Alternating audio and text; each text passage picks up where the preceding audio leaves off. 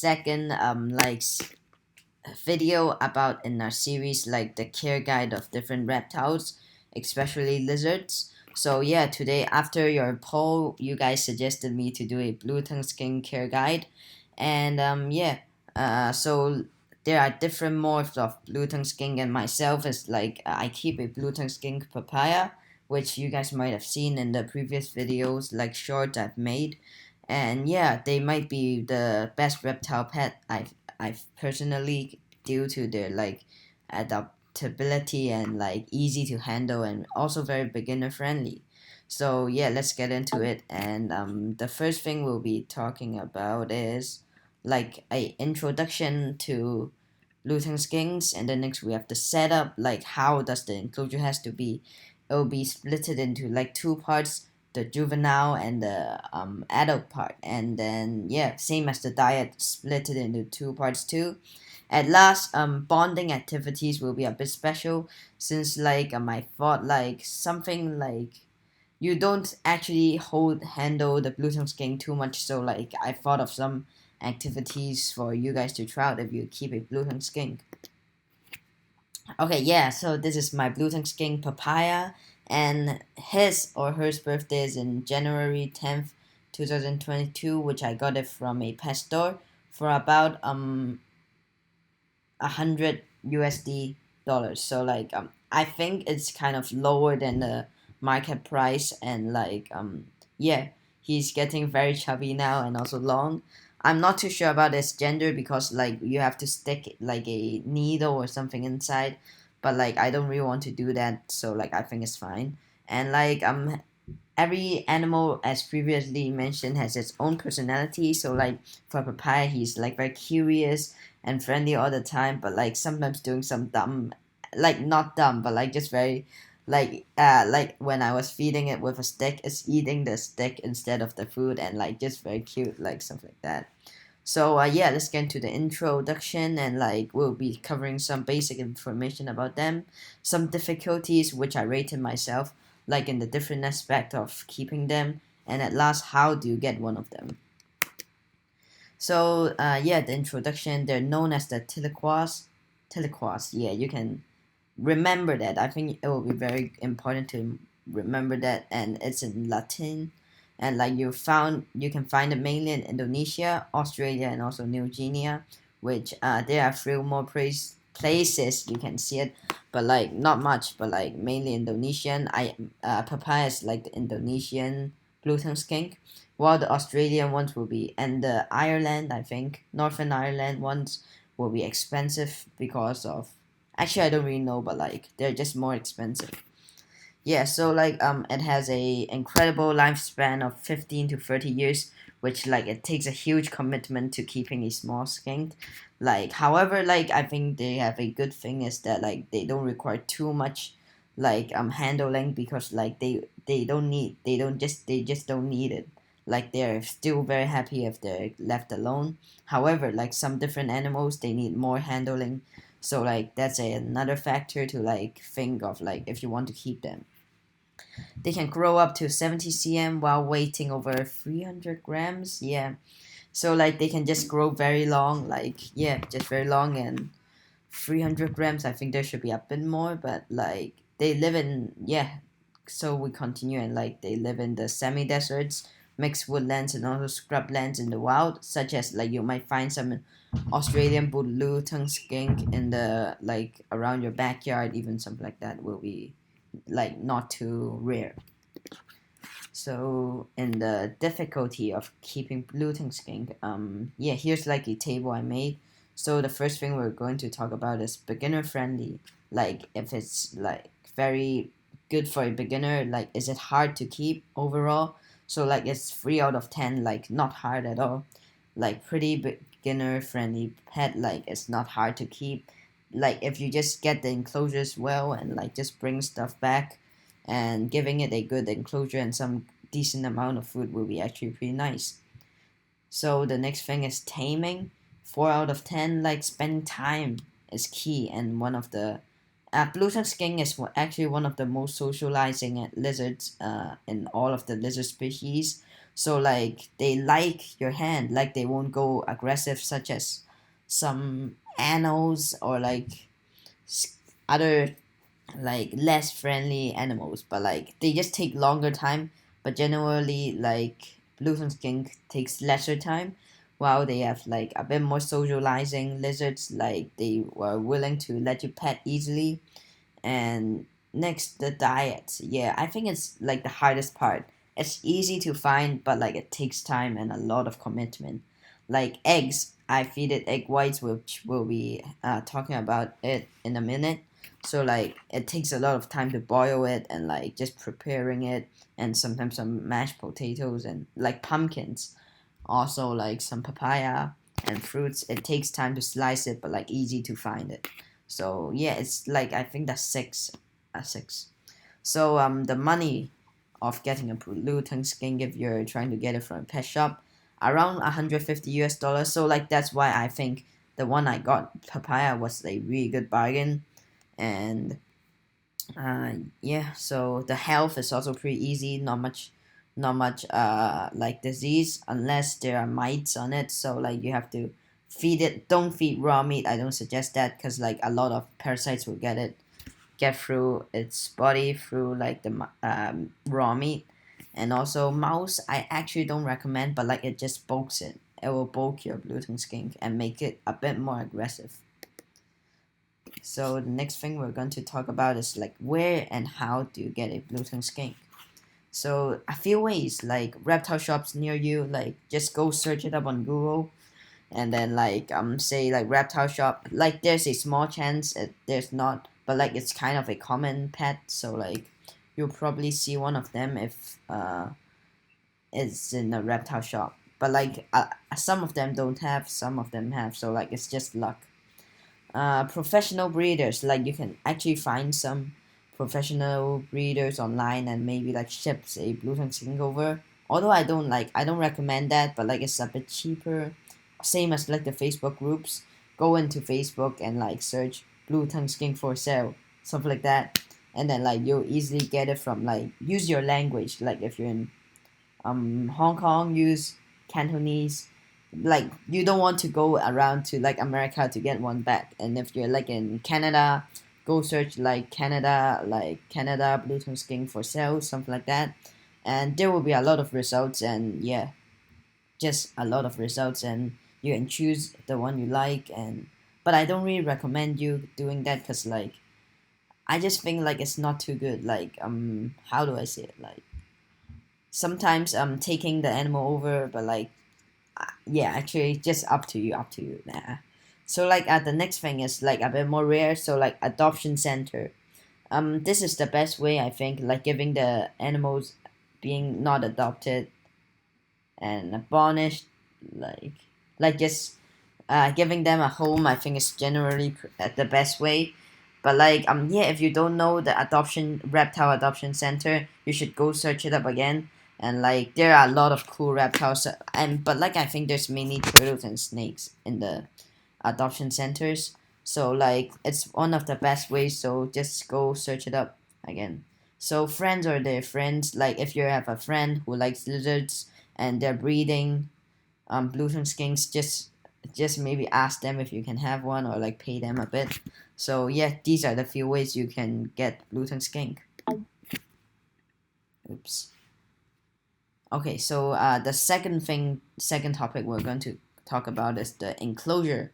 What is the requirement of keeping a Blue Tongue Skink from both juveniles, yeah, juveniles and also adults?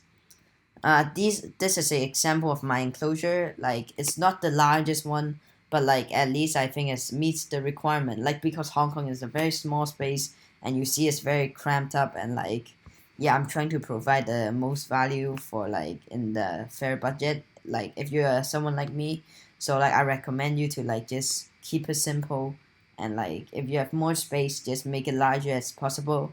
And we're trying to get Papaya in a like balcony, but like it's still setting up, and it would take a long time before it will be done.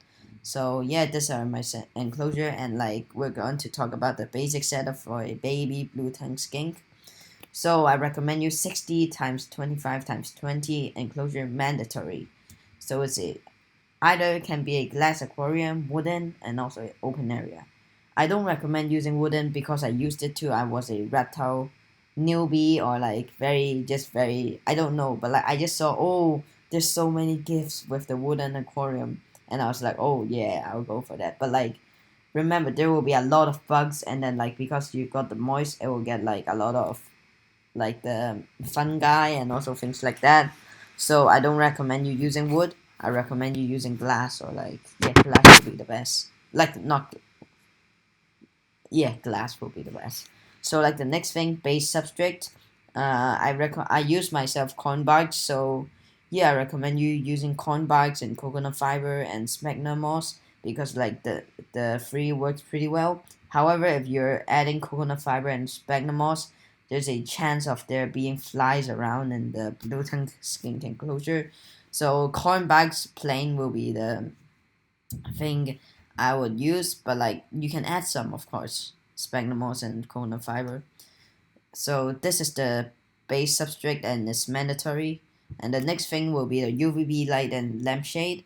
Yeah, it's also mandatory, and I recommend you to use Zoomed, Exoterra, and also Bowdude. Bowdude is like a YouTube channel I watch too, and they're doing pretty well. And I think these are the best three companies you should go on to buy. But like it might be like around $10, yeah, $10 or something. And the base substrate I actually think you can buy from like Alibaba or like Taobao, stuff like that. It will get a lot value. But like if you don't have time, around $5, yeah, or like you can even $5, yeah, $5 will be enough. A bit more maybe, but like don't like buy too overpriced stuff. Just go around and take a look at other stores if it's overpriced. The enclosure, I think it'll be like I'll just talk about the price for now, guys. So like around 80 bucks. Yeah, $80 for this 60 cm like the enclosure. And then for the water and food dish, and also it's also like mandatory because like they need a place to drink. Like you can buy from reptile stores, online stores, do it yourself. Actually, you can just anything with like holds water and don't go moldy easily. So yeah, this I think you can get it at around $5 or like less, $2, something like that, very cheap. And next, but like if you want the pet store ones for the water and food dish, it will get a bit more costly, which I don't really recommend because like there's no point. Like it just looks a bit better, but like it doesn't work better like holding water. But like if you really want it, it's okay. It's pretty cool too. But like for me, it's just a bit expensive. And the next thing we have is the leaf litter, isopods, and dodges. I recommend you actually to at least put one dodge, like maybe a frisbee, something like that inside. The Blue Tongue Skink really enjoys it, and yeah, it's just pretty cool to if you have some leaf litter and also isopods. It just makes the environment more like Blue Tongue friendly and also like just more realistic in the nature. It increases their happiness, it's bioactive, and also less stressful for them actually. At last, we have some live plants, which I also recommend you to do it, but like I still can't do it because like the space is like too small, and then like I think I'll actually add some more. I- I'll just like definitely I'll just get a larger enclosure soon, but like it takes time again. Sorry guys. And but like Papaya is still living pretty well, but like I'm scared if I add the live plants, he'll just step on it and stuff like that. But like live plants, I recommend you to use pothos. It's like one of the best plants in for the terrariums. So like pothos, wheatgrass, snake plants, and also carrots will be the best plants for beginners to set up in a blue tongue skink enclosure. So yeah, like for the adults, it's like basically the same, but like the enclosure has to be larger, like 70 30 times 25. The one I'm using is like kind of the bottom line because that time Papaya is still like this, and then when it grew, it will grow. So like it gets pretty large and like beefy. So I recommend you don't use wood. Now only like glass aquariums and outdoor with fences. That's like the smallest, but like it costs around 100, like wait, $80, $100, something like that. But like a nail trimmer, Enclosure is the most important thing, and like it's basically same as a baby Blue Tongue Skink, but like you also need the nail trimmer, which is like a rock, a slate type, like just a rough surface, a piece of brick or something like that will be pretty good for the nails to like just get it like trim it themselves. So the first thing, yeah, we're going on to another topic, which is the diet of the Blue Tongue Skinks. And yeah, juveniles with Blue Tongue Skink versus adult Blue Tongue Skinks. Juvenile needs like a higher intensity of feeding, like less portion but more days, like maybe 6 days a week. While adult needs more food one time but like less feeding sessions, 3 times a week. I would say 2 to 3 times would be nice. So I did that on purpose. Yep. So juvenile blues should be fed like every day if possible, and like adults can be fed every 2 to 3 days. So here's the BTS diet, like juvenile. BTS stands for Blue Tongue Skink, not the Korean K-pop thing. But like yeah, that's cool too. But like egg whites, high protein, easy to find. 2 to 3 egg whites for a juvenile per week.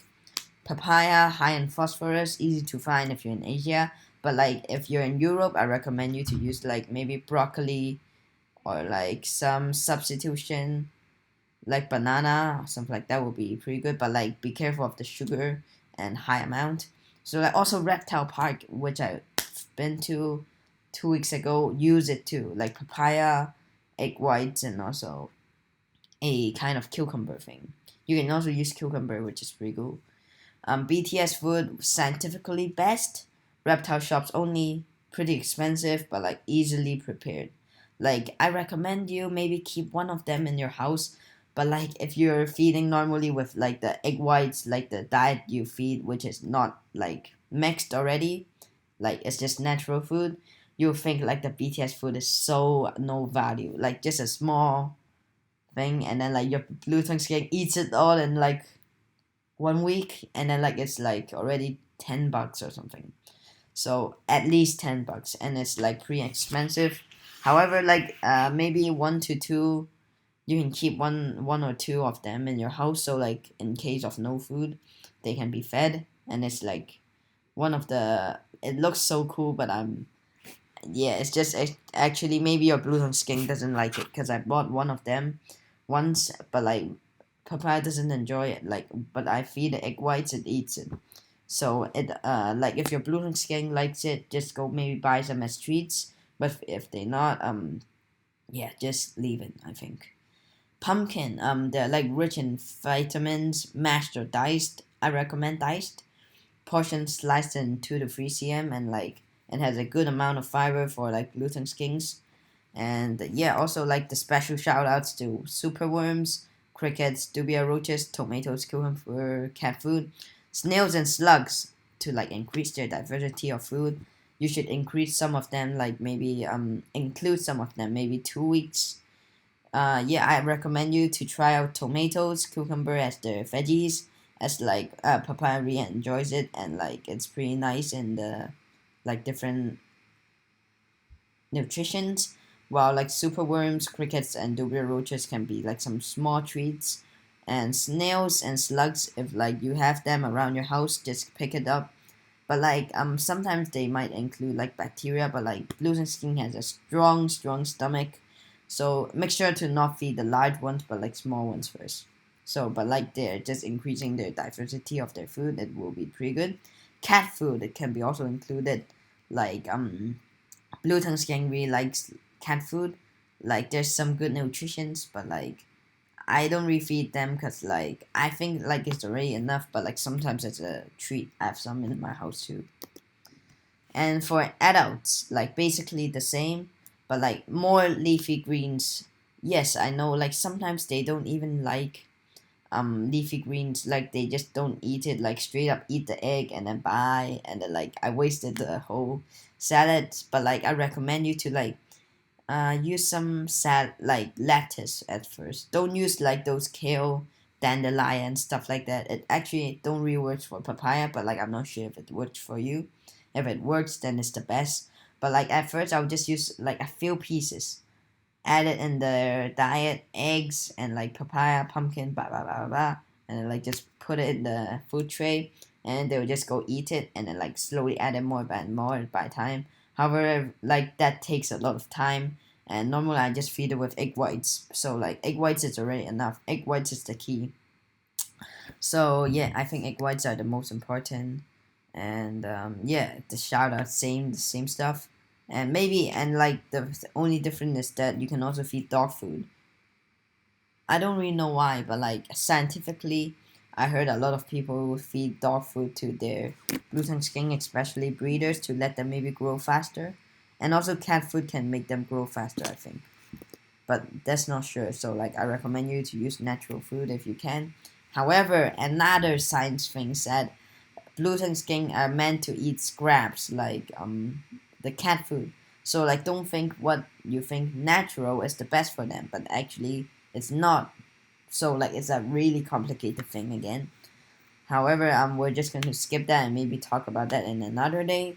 And at last, we'll be talking about the bonding activities with your own Blue Tongue Skink. The first thing is to like let it settle down, let it feel peace, like same as the calotis we mentioned last time. When your Blue Tongue Skink just arrives its new enclosure, like most of the other animal, let it just sit there and like provide good water, food to adopt to its new home. Give it a hide if you can to let it feel more comfortable and like just chilling.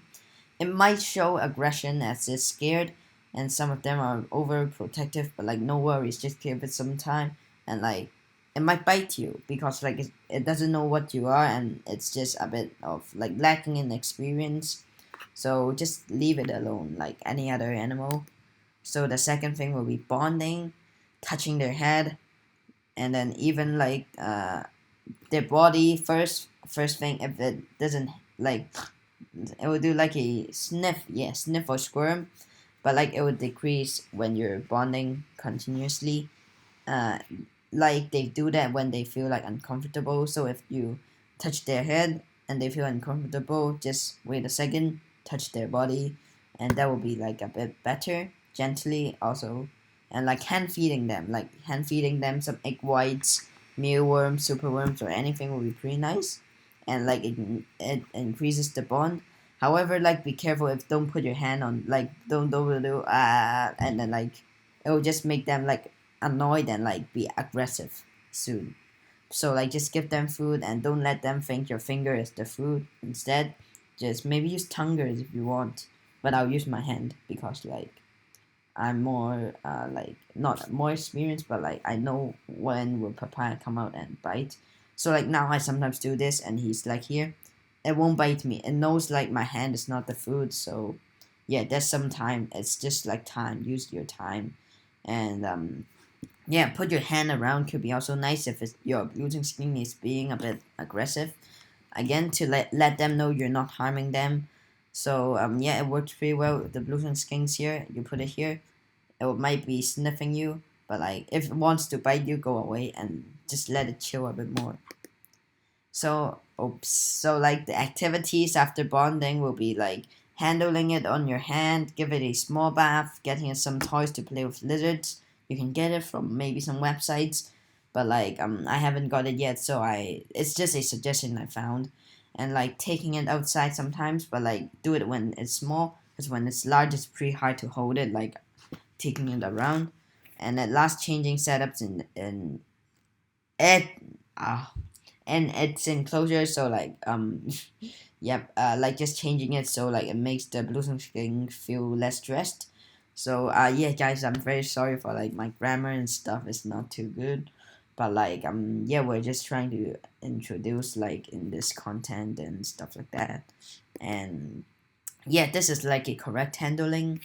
When you're taking the Blue Tongue Skink up, give it as much as security as you can. Start by grabbing it from the like here, the chin, and then like let both of its hand go like this. So like its hand is like this, and then like lift it slowly or under its head like that. It will feel more comfortable if you use your left or right hand to like bottom, give its leg like a solid thing. So like the hand will be here, like your hand is here, put it's the blue tongue skink is this, the hand like this, and then for this hand, like the hands will be something like this, like just let it stand on you. So yeah, this is a picture of how to correctly handle a blue tongue skink. And yeah, thank you for so much for watching the whole video throughout this time, and yeah, hope you learn about blue tongue skinks more. And again, thank you so much for 1K subs. Yeah, still 1K, but like it's already very good, and we hope to like improve the content, like, and also the next time we'll be doing crested gecko, I think, crested gecko caramel, and also after that we'll be opening polls of like what animal you want to see next, and also like maybe iguana, maybe monitors, and like just go ahead tagus, just go ahead and vote in the poll. And yeah, thank you guys so much for watching this video again, and see you in the next video, guys. Bye.